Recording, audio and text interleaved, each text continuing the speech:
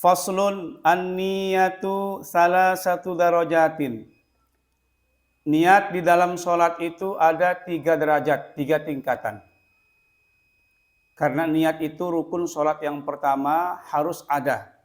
Kalau ada di antara kita yang mengerjakan sholat, baik sholat sunnah maupun sholat fardu, kalau tidak disertakan niat di dalamnya, maka secara otomatis ibadah sholat yang dikerjakan menjadi batal. Niat ada 3 derajat atau 3 tingkatan. Ingka natis sholatu fardhon. Apabila sholat itu sholat fardu. Yang sudah kita maklumi, sholat fardu yang 5 waktu sehari semalam, subuh, zuhur, asar, maghrib, isya. Apabila sholat fardu ini kita kerjakan, maka yang harus ada di dalam niat itu 3 perkara. Yang pertama, qasdul fi'li, yakni qasad, menyengaja melakukan ibadah sholat. Kalau dilapaskan ke dalam bahasa Arab, maka berbunyi usolli, itu qasad namanya.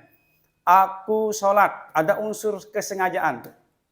Kalau di dalam kitab-kitab fikih perukunan zaman dulu yang diajarkan sama guru-guru kita, diterjemahkan dengan sahajaku, sembahyang, gitu kan? Atau aku sengaja sholat. Ada unsur kesengajaan di dalam niat itu, tidak ada unsur paksaan. Karena memang ketika kita melaksanakan sholat, niat kita betul-betul karena ingin melaksanakan ibadah kepada Allah Subhanahu wa Ta'ala. Sehingga niat itu harus ada unsur kesengajaan. Lalu yang kedua, wat ta'yinu, yakni menentukan nama sholat yang dikerjakan. Kalau memang sholat yang dikerjakan zuhur, maka kita sebut zuhurnya. Kalau yang dikerjakan asar, kita sebutkan asarnya. Kalau memang maghrib dan isya, kita sebutkan nama sholatnya. Dan di dalam penyebutan nama sholat ini tidak boleh berbeda dengan kenyataan yang kita kerjakan. Seandainya ada di antara kita berniat sholat maghrib, tetapi dalam niat kita mengatakan, aku sholat subuh. Tapi kenyataannya yang dikerjakan sholat maghrib, maka sholat itu menjadi batal. Disebabkan karena niatnya rusak. Jadi kalau memang kita akan mengerjakan sholat subuh, hendaknya kita berniat sholat subuh. Kalau kita mengerjakan sholat zuhur, hendaknya kita berniat sholat zuhur. Jangan sampai antara niat dengan perbuatan sholat yang kita kerjakan itu berbeda. Kalau sampai terjadi khilaf antara niat dengan perbuatan, maka hal itu dapat membatalkan sholat yang akan kita kerjakan.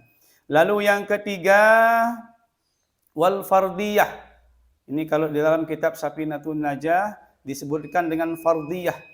Tapi kalau dalam I'anatul Talibin atau Fathul Qarib, Fathul Mu'in, ada tambahan istilah ta'yin, qasad, ta'arud. Nah, ta'arud itu sama dengan fardiyah, yakni menyebutkan keparduan sholat yang kita kerjakan.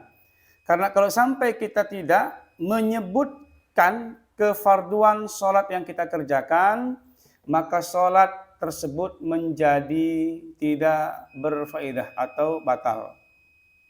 Jadi kalau disingkat, ya, yang wajib ada di dalam niat kalau mengerjakan sholat fardu itu qasad, ta'arud, fardiyah atau qasad, ta'arud, ta'yin. Itu kalau dilafazkan ke dalam bahasa Arab, maka bunyinya usolli fardhoz zuhri. Kalau kita kerjakan sholat zuhur. Kalau sholat asar, usolli fardhol asri. Seandainya sampai di sana saja orang awam bisa berniat, lalu takbiratul ihram, maka itu sudah cukup untuk niatnya. Misalnya sholat asar, usolli fardhol asri, Allahu Akbar. Nah, itu sudah cukup untuk niat sholat fardu. Sedangkan menyebutkan jumlah rakaat itu tidak harus. Tidak harus. Seandainya kita mengerjakan sholat zuhur, ya tentunya 4 rakaat. Kita sudah maklum. Kalau yang kita kerjakan sholat asar, ya tentunya juga 4 rakaat. Kalau maghrib 3, isya 4, kemudian subuh 2. Itu sebabnya kalau kita sudah mengatakan aku sholat subuh, boleh tidak kita hadirkan ucapan dalam niat mengatakan 2 rakaat. Karena memang subuh itu sudah pasti 2 rakaat. Sudah pasti 2 rakaat. Kemudian fardhiyah itu menghadirkan kefarduan sholat. Nah, jadi ketika kita mengajarkan orang-orang awam untuk berniat di dalam sholat, jika memang mereka kesulitan untuk menghadirkan keseluruhannya yang lengkap, misalnya usolli fardhal maghribi salasa raka'atin mustaqbilal kiblati ada alillahi ta'ala, mungkin itu terlalu panjang untuk orang awam. Jadi kita sesuaikan dengan kondisi dan keadaan mereka.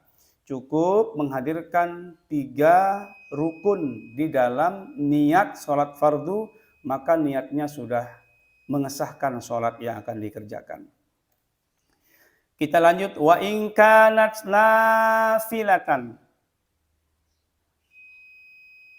muaqqatatan qaratiyatan au zada sababin wajaba qasdul fi'li wat ta'yinu. Apabila sholat yang kita kerjakan itu sholat yang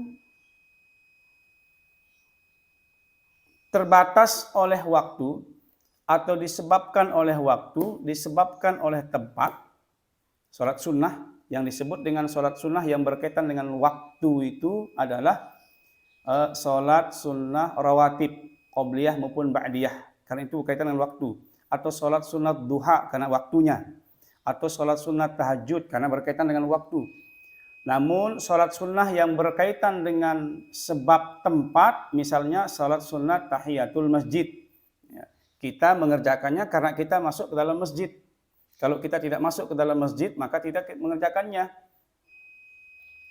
Kalau ibadah sunnah yang memiliki sebab baik waktu maupun tempat, maka di dalam kita berniat itu wajib menghadirkan 2 hal saja. Yang pertama, qasdul fi'li, menyengaja mengerjakan sholat seperti biasa. Kemudian wat ta'yinu, menta'yin sholat. Apa nama sholat itu? Kalau memang kita mengerjakan sholat sunat duha misalnya, cukup. Ini ukurannya cukup loh, bukan sempurnanya. Ukuran cukupnya niat itu kalau kita mengatakan usolli sunat duha. Itu sudah cukup. Karena sudah menghadirkan qasdul fi'li wa ta'yin. Qasad dan ta'yinnya sudah lengkap di sana. Itu ukuran sahnya, sempurnanya apabila kita mengerjakan ibadah sholat sunnah. Kalau memang yang kita kerjakan misalnya sholat sunat wudhu, seandainya kita melafazkan niat itu, usolli sunatal wudhu, sudah cukup itu. Meskipun kita tidak mengatakan rakaataini, meskipun kita tidak mengatakan lillahi ta'ala, itu tidak wajib di dalam niat. Kemudian yang ketiga, wa in kanat nafilatan mutlaqatan, apabila yang kita kerjakan itu sholat sunat mutlak, yakni sholat sunat yang tidak terikat oleh waktu dan tidak terikat oleh tempat. Wajaba qasdul fi'li faqat, maka wajib di dalam niat itu hanya satu, yakni qasdul fi'li, menyengaja mengerjakan sholat sunnah. Jadi kalau kita ingin mengerjakan sholat mutlak itu cukup kita mengatakan usolli, aku sengaja mengerjakan sholat. Itu ukuran sahnya niat ketika mengerjakan sholat. Jadi simpulkan, tingkatan niat di dalam sholat itu ada 3. Yang pertama, kalau yang kita kerjakan itu sholat fardu, maka di dalam niat itu harus terkandung 3 hal. Yang pertama, qasad, ta'arud, ta'yin. Ta'yin, qasad, ta'arud. Sama saja yang 3 ini. Kalau kita melafalkan menggunakan bahasa Arab, kandungan qasad, ta'arud, ta'yin itu adalah usolli fardhaz zuhri. Itu sudah cukup mengandung qasad, ta'arud, ta'yin. Kemudian yang kedua, apabila kita mengerjakan sholat sunat yang memiliki sebab, baik sebab tempat maupun sebab keadaan atau sebab waktu, maka di dalam niat harus terkumpul 2 hal. Yang pertama, qasad, yang kedua ta'yin, menyengaja kemudian menentukan nama sholat sunat yang dikerjakan. Sedangkan apabila kita mengerjakan sholat sunat yang tidak memiliki sebab, baik sebab tempat, sebab waktu maupun sebab keadaan, ini yang disebut dengan sholat sunat mutlak. Maka di dalam niat cukup menghadirkan satu saja, yakni qasdul fi'li, menyengaja mengerjakan sholat. Kalau dibahasakan, melafalkan menggunakan bahasa Arab, usolli. Cukup seperti itu. Seandainya tidak bisa melanjutkan atau menyempurnakan seperti umumnya. Tapi kalau memang kita bisa berniat dengan niat yang sempurna, tentunya itu akan lebih baik ketika kita melaksanakan ibadah kepada Allah Subhanahu wa taala. Terima kasih, mudah-mudahan apa yang kami sampaikan bermanfaat sebagai bekal kita beribadah kepada Allah Subhanahu wa taala. Assalamualaikum warahmatullahi wabarakatuh.